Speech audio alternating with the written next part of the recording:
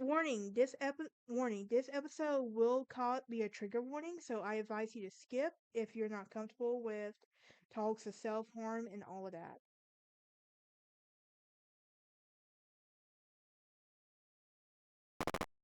Hey y'all, how is it going? I am doing a just a breezy chat okay.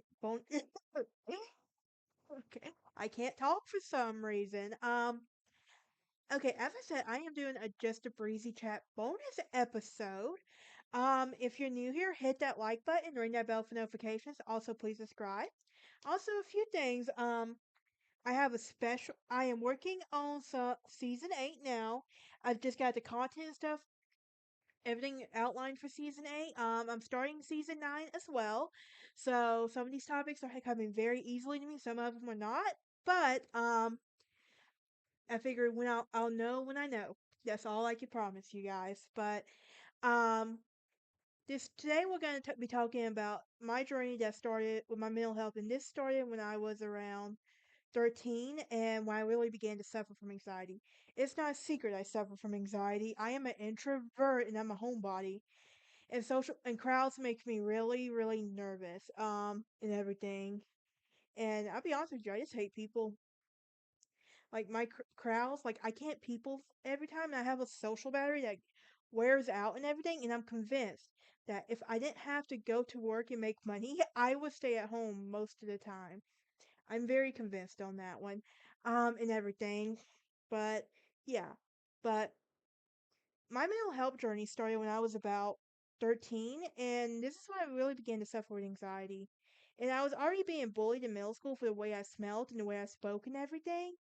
And I did not have the best home life either, so I didn't. So it's like it didn't matter what was going on in my life and everything. But I was around. It was around this time when that I would begin to cope by cutting myself. And I also think this is when my depression really would develop. I also was it was not until I was 15 when my depression really took a toll on me. Um I felt like that nobody I felt like I had nobody I could talk to. And at this point in time in my life, therapy was a stigma. Like we didn't talk about it and everything. And if you did talk about it, then you were, and then if you did go to therapy, you were not allowed to talk about it. And by talking about it, you would be a crazy person. And I also saw what happened when I saw like my sister seeing a mental health therapist and everything, and like how people would react whenever she would bring it up. Like, so it's kind of stigma that kind of I had instilled in me at a young age that you don't talk about this stuff. You just bottle it up and you deal with it and everything. But I also remember at the age of 15, this was my very first attempt. And I was lying in the tub and I really wanted to drown myself in the bathtub. I was thinking nobody in my family would miss me. My mom always was a very emotionally reliant on me. Even though I was the youngest, I had to basically be the adult in that whole thing. And that's why I'm like made a promise to myself. I will be the kid. Now I'm like, I'm the adult I needed as a kid. That's the sad part right there. But like I said, my mom was emotionally reliant on me, and that took effect on our relationship. We're now at a rebuilding process with that bridge and everything, but but yeah. And it also, and my sister had problems of her own that I will not go into because those will stay behind closed doors.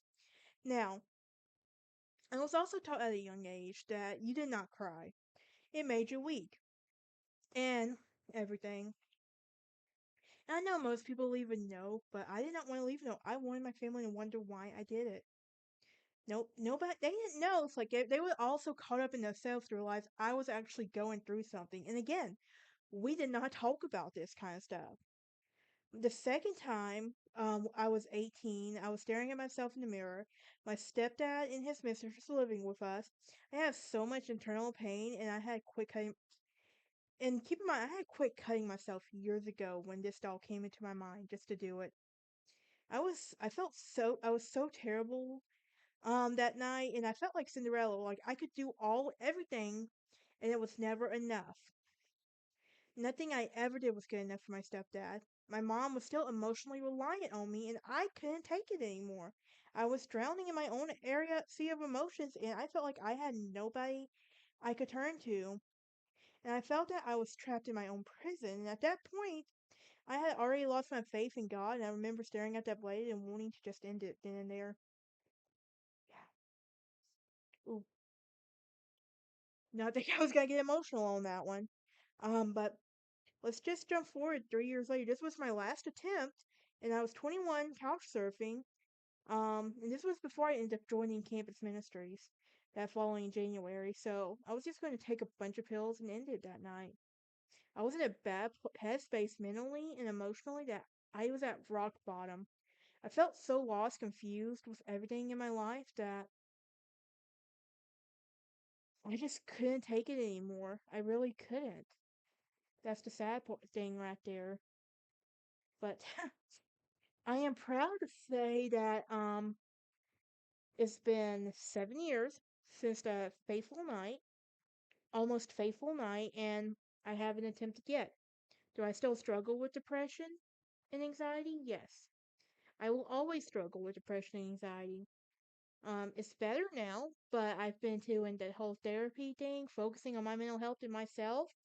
I've also began to set boundaries for people and letting them know, no, I won't do this, no, I won't do that, and everything else, because self-help is important. And I feel like that's something that often gets overlooked. And a lot of people say, well, you can't, well, self-help isn't important and all of that. It is. Especially, like, in the generation, like, it's a different generation now. We need the self-help and everything. And all generations need this, obviously, but still, I'm setting the boundaries with people and everything. My anxiety, on the other hand, is a completely different story. I believe that over the years, my anxiety has gotten worse.